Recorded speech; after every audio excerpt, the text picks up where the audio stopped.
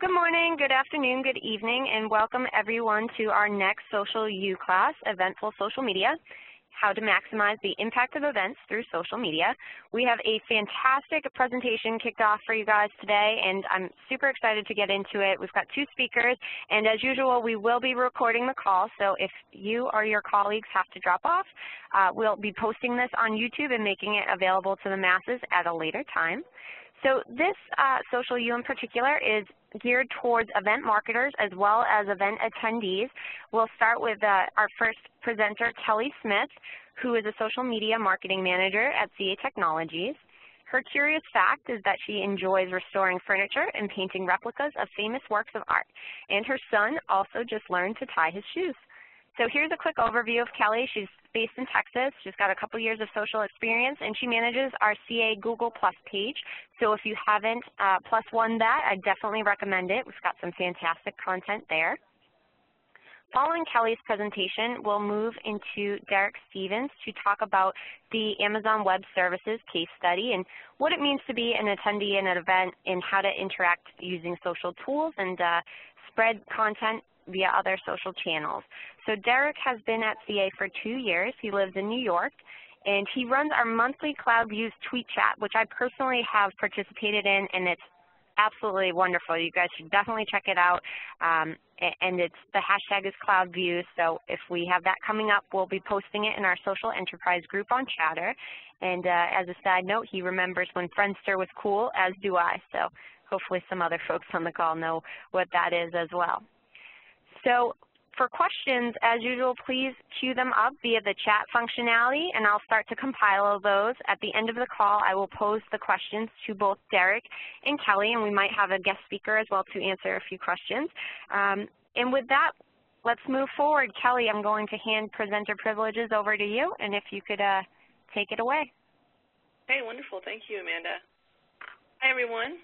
As Amanda so graciously introduced me, my name is Kelly Smith, and I'm going to be going over events for marketers.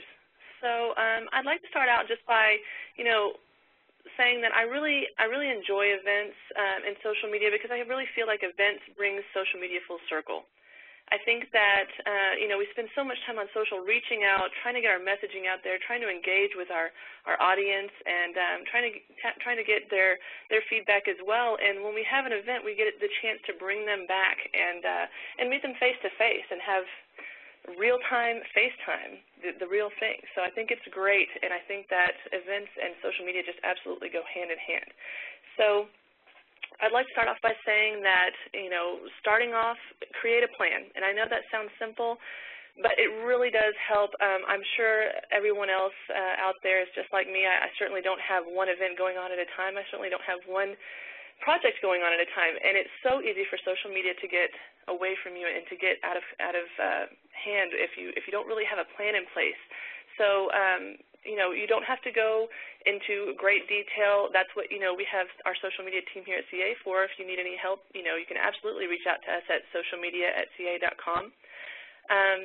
But for your own planning, make sure you create a few objectives, something like facilitating connections between people, content, ideas, wanting to extend the experience of the event to our online audience. A few overall social media objectives for any event or otherwise would be to help grow our audience, increase engagement, and support demand generation, of course.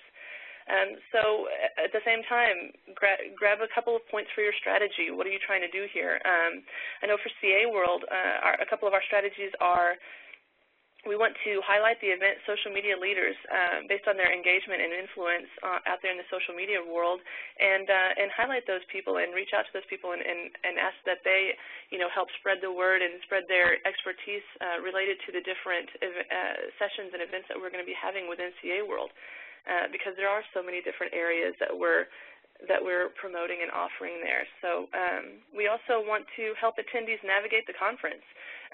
With something as large as CA World, it's easy to walk in and be overwhelmed and get a little confused about where you're going and what you're really looking for. And, if we're out there talking and communicating with our audience and with our attendees, then they can walk in the door and know exactly what they're doing and where they want to find it. So also being present in online conversations before the event, during the event, and after the event. It's also a great strategy to keep on your list. Creating a checklist. I have a checklist for every event that I'm working on. It's so helpful. I know exactly where I am in each event. I have a pre-event checklist, during-event checklist, and a post-event checklist for every single one. They're all going to be a little different. You know, we have huge events such as CA World. We have smaller events that we are, you know, presenting a booth at or having a speaker go to that's being hosted by a third party. So there are different priorities for those different size events out there. So make sure to create a checklist and keep to it. Creating references. All of the social media channels out there, they all have different capabilities, and it's great to start off creating references for the audience members out there. On Facebook, LinkedIn, Google+, they all have image banners now available that go along outside of just your profile image. So you can have your profile image up there that shows who you are, but you can also use that banner to kind of promote an upcoming event and let people know what's going on. We currently have a Richard Branson banner going on in our Facebook, Google+, and LinkedIn channels that is promoting Richard Branson as our keynote speaker at CA World. So that's a great thing to utilize there. Facebook has event pages that you can create for the event and invite people to come along, as well as Google+. On Twitter, you can create a Twitter page for the event if it's large enough, such as CA World. We always have a recurring event there, so we have an ongoing Twitter handle for that particular event. If it's not a large enough event for a Twitter page itself, then make sure that you have the hashtag or create a hashtag for the event. I know that here at CA there's always going to be a hashtag for every event we have going on, and if it's a third-party event, if you go to that party's website, I bet your bottom dollar you'll find that there is a hashtag created there. But like I said, if there's not one out there, make sure to create one and make sure to promote that hashtag and bookmark that hashtag so you find it easily. For YouTube, you can create a playlist. We currently have a playlist on our main CA channel on YouTube for CA World, and we have a highlighted video of last year's event and promoting what's coming up this year. And it's a great way to get people involved. People love visuals, so YouTube is always a great channel to utilize. Bitly, create your Bitly links for all of the different sites that you want to drive your attendees to. We do have a CA Bitly account, and you can reach out to socialmedia@ca.com. We can certainly help you create Bitly links if you don't currently have an account there, and share those Bitlys. We can certainly customize them. We have a few Bitlys out there for CA World, such as bit.ly/CAW sessions for all of our session catalog updates. So make sure that you're utilizing those references whenever you're spreading the word out there. It'll definitely help you and your audience know where you're going and how to get in touch and how to stay connected to the event that's coming up. So a few pre-event actions. Social media, use it, live it, love it. I mean, get to know those channels, get on those channels, and be a part of things. It's just so important to stay connected to everyone and to make sure that you are communicating and you're being a part of the conversation. So make sure that you're utilizing our Twitter handles. We have over 40 Twitter handles here at CA. Follow all of them and share your news there. Make sure that you are on Facebook and talking and joining LinkedIn groups that are relevant to whatever your area of expertise and whatever is being offered at the event that you're trying to promote. Internal resources, I definitely always say don't carry this load alone. We have a great support system for social media here at CA. There are always people out there that are willing to absolutely reach out and promote our events on their own personal handles and channels as well. So make sure to utilize those internal resources. Create a tweet bank so that people can easily, grab a tweet off your tweet bank and put it out there, because it's so much easier whenever you're not asking everyone else to do too much work, just sharing, and they're perfectly willing to do that. You can also send things to socialmedia@ca.com, and we'll definitely do the work for you. Have no problem doing that, creating a tweet bank for you, helping you get set up with hashtags and anything of the sort. we have 51 communities here on MyCA, and they are absolutely filled with customers and have a huge following and a huge audience. It's a great place for you to go and promote different events that are coming up. And with 51 different communities out there, I'm sure you'll find the audience that you're looking for. We have a CA World community that's set up just for our main CA World event, too, where I'm constantly posting news and updates there. And if you're looking for our customers, that's definitely the place to go and find them. So, definitely utilize that and get out there and let people help you spread your word. So blogging. Blogging at CA, it's definitely one of our heavier traffic sources. We get a lot of traffic going to our blogs. We get a lot of attention with our blogs, and it's definitely a great way to get some attention around your event. Having guest bloggers, if you can get one of the speakers at the event to do a blog and put that out there, we can definitely cross-promote those blogs on all of our channels, our company pages for Facebook, LinkedIn, Google+, Twitter. Certainly will help you cross-promote those blogs, but it's definitely a great way to give people a little more insight as to what's going to be happening at the event. If there was if it's a recurring event, how did it go last year, and what do we have to expect this year? What are some of the hot issues that are going to be represented at the event, and some pictures if there was a prior event such as CA World. What did it look like last year, and get people interested. Like I said, people love visuals on social media, so the more visuals that you can include, the better, and you can definitely embed those in your blogs, little video snippets and everything, anything. So all of our social channels out there, they all have different capabilities, and you should definitely get to know them and utilize those capabilities.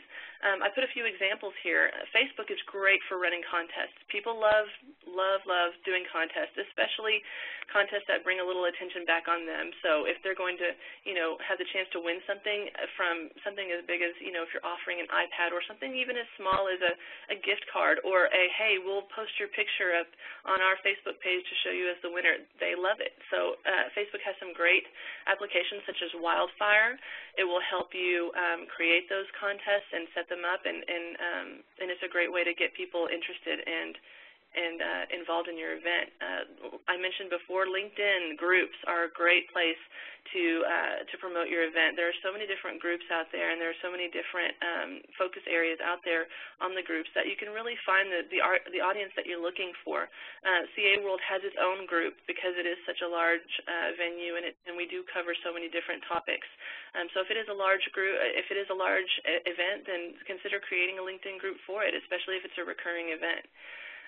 Google Plus has an events capabilities where you can, specify your invitations to a certain circle. If if you have your followers built out in circles, and you have a circle that would benefit from this event, and you can utilize that events capability to keep track and send out your invitations. They also have communities on Google Plus now where you can join different communities and you can promote your events there as well. Creating Twitter lists. It makes it easy for your audience members to really get a sense of what's going on and who's going to be at your event. Creating a Twitter list of the speakers, create a Twitter list of the exhibitors that are going to be there. That way, if someone is interested in a particular speaker or a particular vendor that you might have at your event, they can easily go to that Twitter list and find them and reach out directly, and you're just kind of helping weave that web of communication. I also have our email signature here at the bottom. I know here at CA we have the opportunity to customize our email signatures, and you can absolutely add in some of our social media icons down at the bottom right below your signature. So you can have Facebook, LinkedIn, Google+, any of the social channels that you're heavily involved in. You can add that at the bottom, and you can have it linked directly to the event page or to any kind of hashtag streaming that is going on for your event. So utilize that email signature. So every time you're sending an email out there, people can easily find the event that you're a part of. So that's one great way of. Those are a few items that you can do before the event to really get things started and really get people interested and ramped up for the event. I'm going to go ahead and move on to our next slide, which is during the event.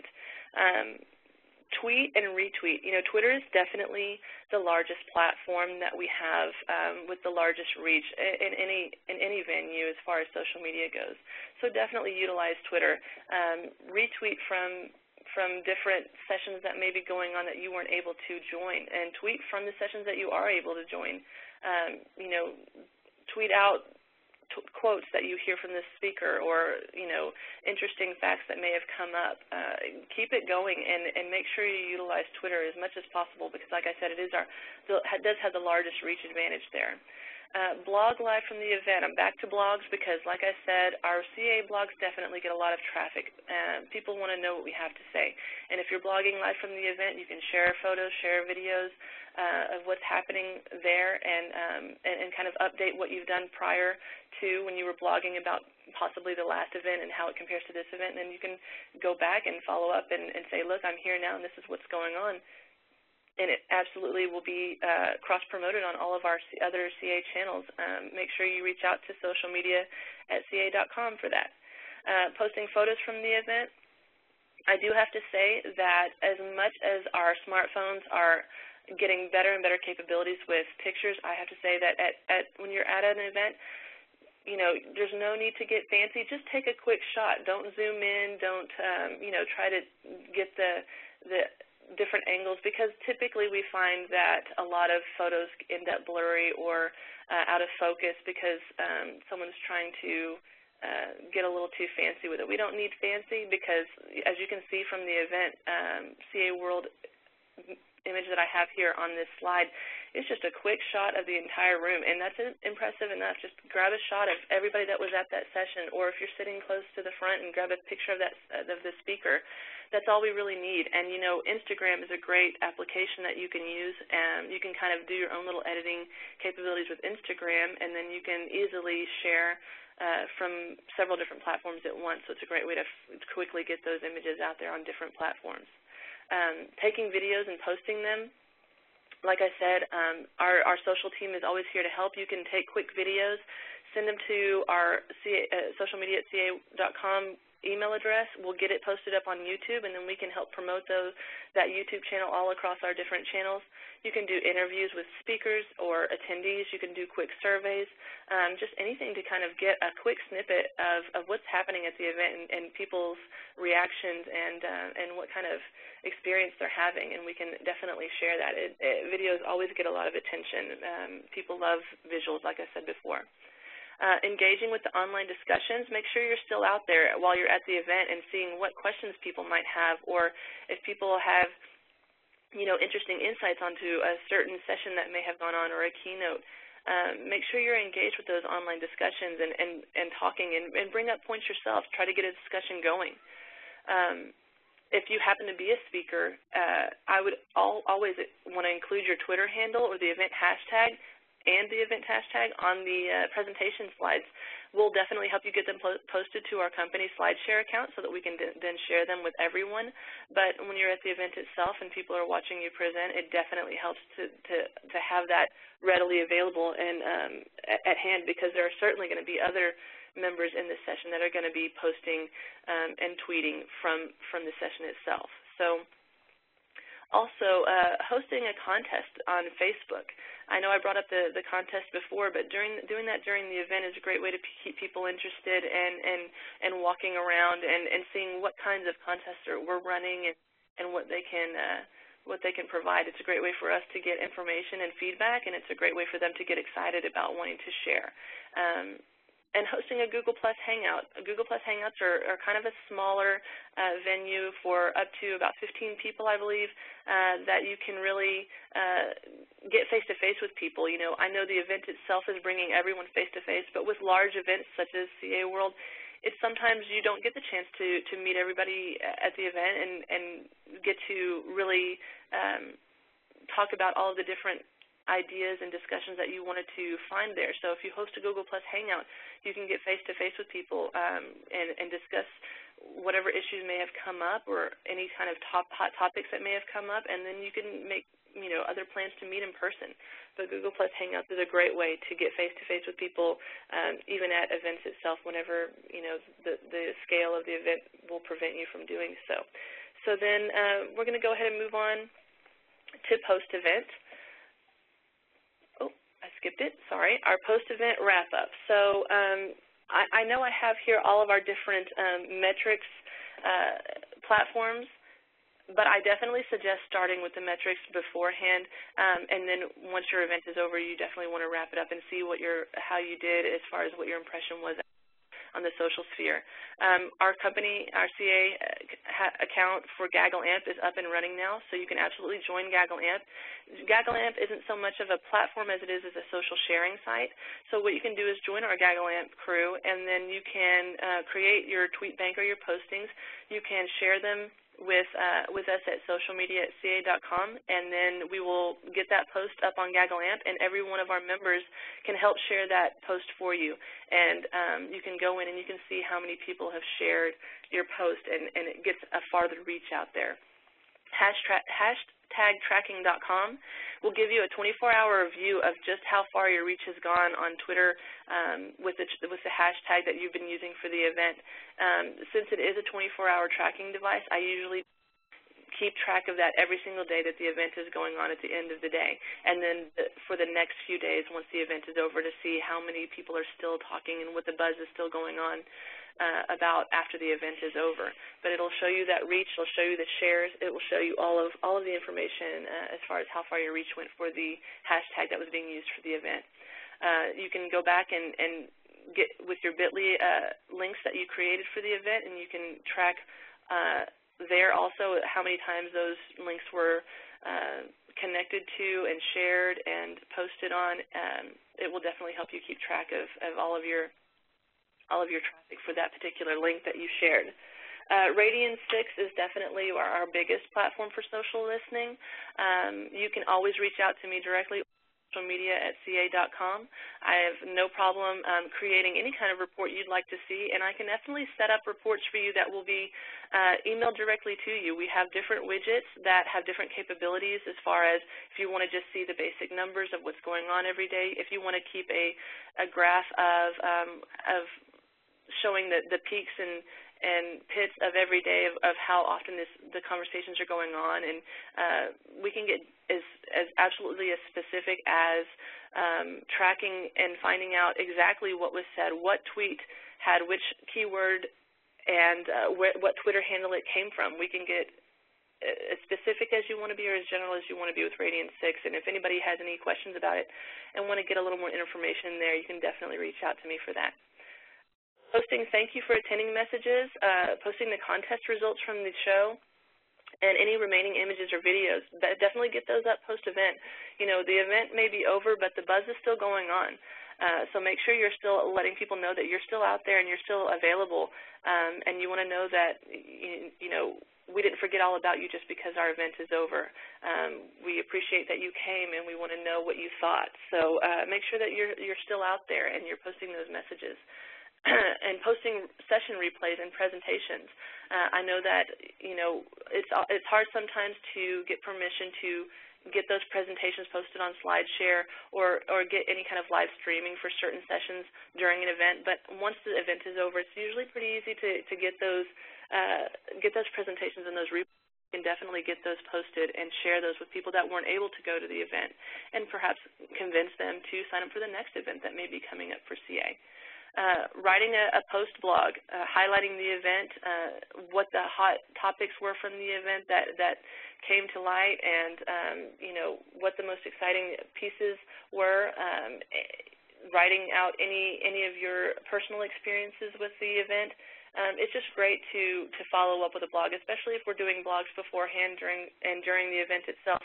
It's great to have a follow-up blog to kind of wrap it up and let everybody know how the event went and any interesting news that you might want to share there.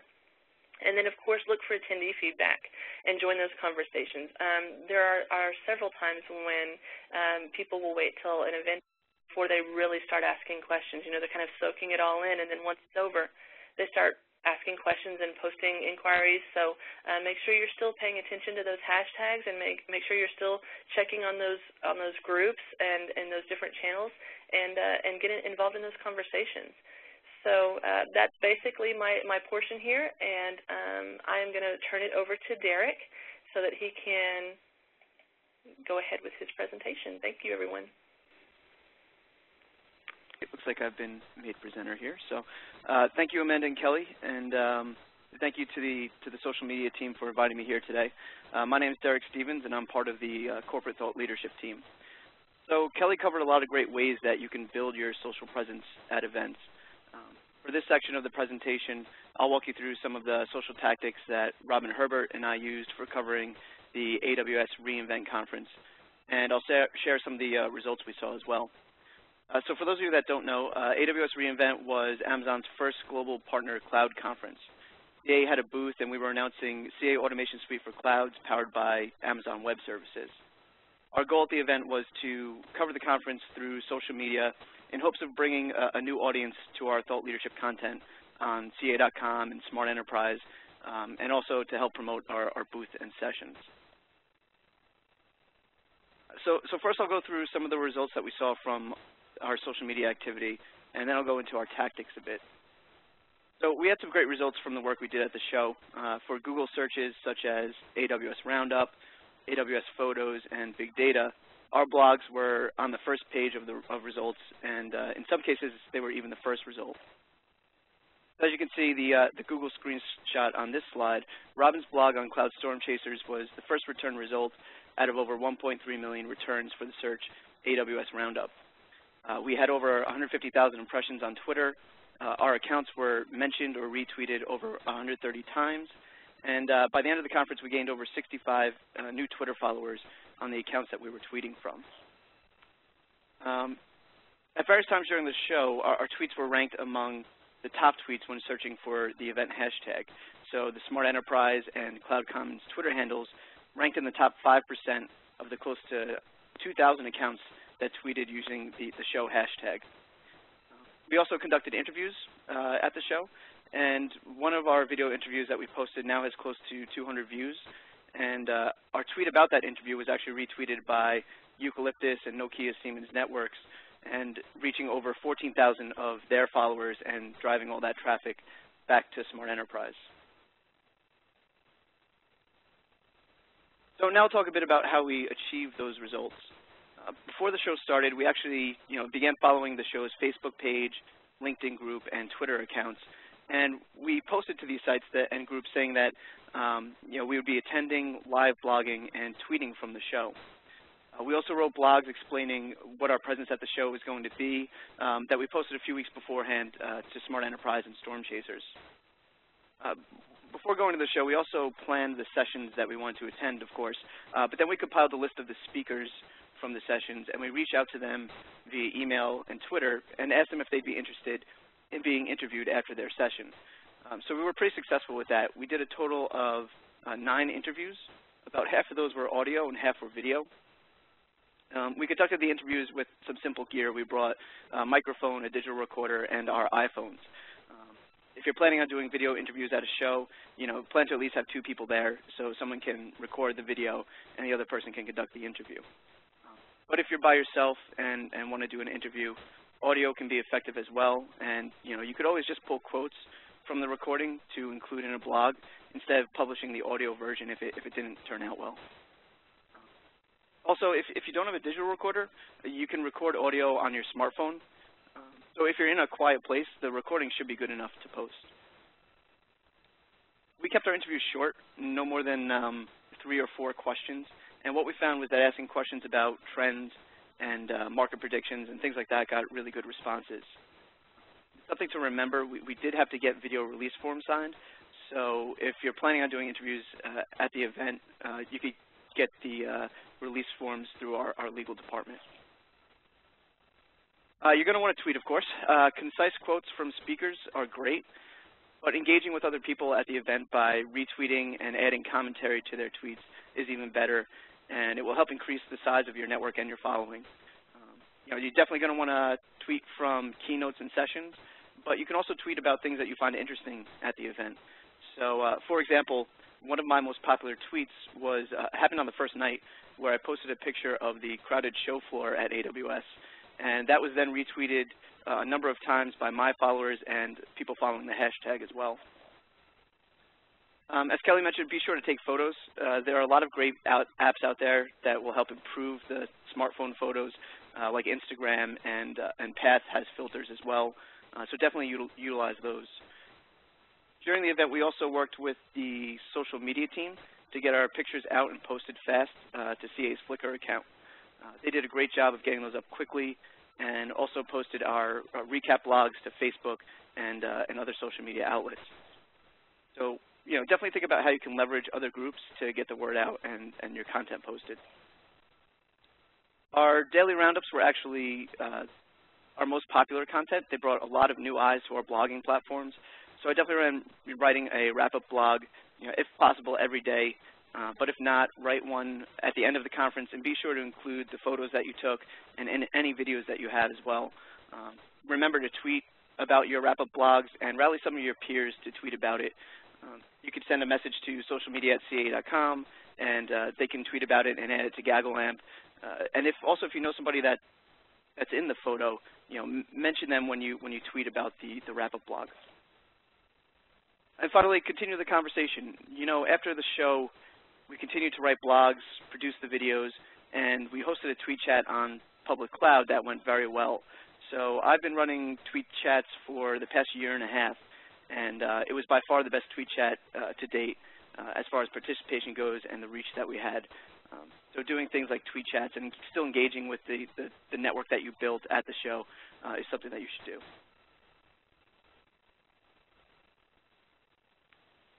So I put together a slide with some questions here that I thought you might have. So the first one here, what if I rarely use Twitter? For this question, I'm actually going to call on Robin Herbert to share her background with social media prior to the event and what she learned at the event. Robin, are you out there? Yeah, thanks, Derek. Hey, everyone. So as Derek mentioned, I joined him at the AWS conference as, a social media reporter, and I was a little nervous because while I had a Twitter account, I was not active in it at all. And so I really didn't know kind of the art and science of putting together a good tweet or the little nuances of tweeting. But I have to say that the experience was great, and the whole show ended up to be very successful for me, mainly for two reasons. And the first is that it really just threw me into the Twitter and social media fire. It forced me to get over the insecurities I had. Before the show, I always thought, okay, I want to start tweeting more, but I really need to prepare for this. But no, the reality is you just need to start tweeting. And so the show for me really jump-started my activity, not only at the show on site, but it also got me into the habit of tweeting after the event and really just incorporating it into my everyday activity. And the second reason I found it to be successful is the networking aspect of it. So obviously being inactive in Twitter, I had very few followers before the event, and I thought, well, what difference am I going to make tweeting to no one? But just by tweeting at the event and using the event hashtag, I was able to pick up quite a few followers at the event, and then since that, I've more than doubled my network. So the bottom line is don't be hesitant if you aren't a big Twitter user yet, because participation in these types of events really can go a long way. Yeah, thanks, Robin. And Robin's tweets now show up on my feed all the time, and they're great. She participates in the tweet chats now. So it's a way to, if you're not really involved with Twitter, it's a great way to get started with it. Okay, so the next question here, how many team members should cover a conference? So my advice on this is if you really want to cover a conference and get similar results to what we had, you definitely need to have at least one person dedicated to show coverage and a second person on site to help out with interviews and covering the keynotes. And if you're doing interviews, also it would be good to have someone back home to edit the audio and videos and get them posted right away if you plan on doing interviews. But if you're planning on covering the event alone, definitely let some of your team members know and the social media team know that you'll be there so that they can look out for your tweets and retweet them. Now, you might think that, when you tweet with the show hashtag, it will get lost in the constant stream of updates. That was one of my fears going into the show. But while that does happen with some tweets, we noticed that many of our tweets were retweeted or picked up by people for conversation. And, that even happened on some of the accounts where, that account didn't have that many followers. As long as you're producing quality tweets, tweeting often enough and adding commentary especially to other people's tweets, you'll start getting noticed. So what was the most challenging part of the conference? One of the biggest issues when covering an event is time. I thought I'd be able to get back to my hotel room, work on the videos at night, and have a quick turnaround time. But with writing blogs and catching up on the day's email, it became a very difficult thing to do. And when covering an event like this, time is of the essence. When we do this again, like I said, we plan to have somebody back at home base that we can send the content to, get it edited out, and hopefully posted within the same day. So our plans for covering conferences in the future. So the Thought Leadership team plans on doing a limited number of shows next year with this type of guerrilla marketing approach. So we're hopefully going to do a few shows that are sponsored on the corporate level. Of course, we plan to be at CA World, and we're currently working with the social media team and the security team to build a plan for RSA, which is at the end of February. And finally here, suggested apps. So there were a few apps that I used a lot during the show. Guidebook is a great tool for staying up to date with what's going on at the show, finding the upcoming session, and also keeping track of the show schedule. Camcard is really cool. It lets you take pictures of business cards, and it adds the information directly into your phone's contact list. So when you're at the event, you don't have to worry about managing all those business cards that accrue at the show. Twitter, of course, I don't have to say much about that one.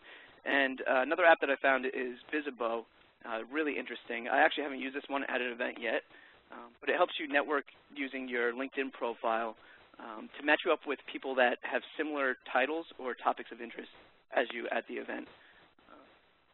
And I think that about sums it up for what we did at AWS reInvent. So Amanda, I'll turn it back to you. Okay, great. Thank you both, Kelly and Derek. This is a fantastic presentation. I really learned a lot personally, so I'm sure our attendees did as well.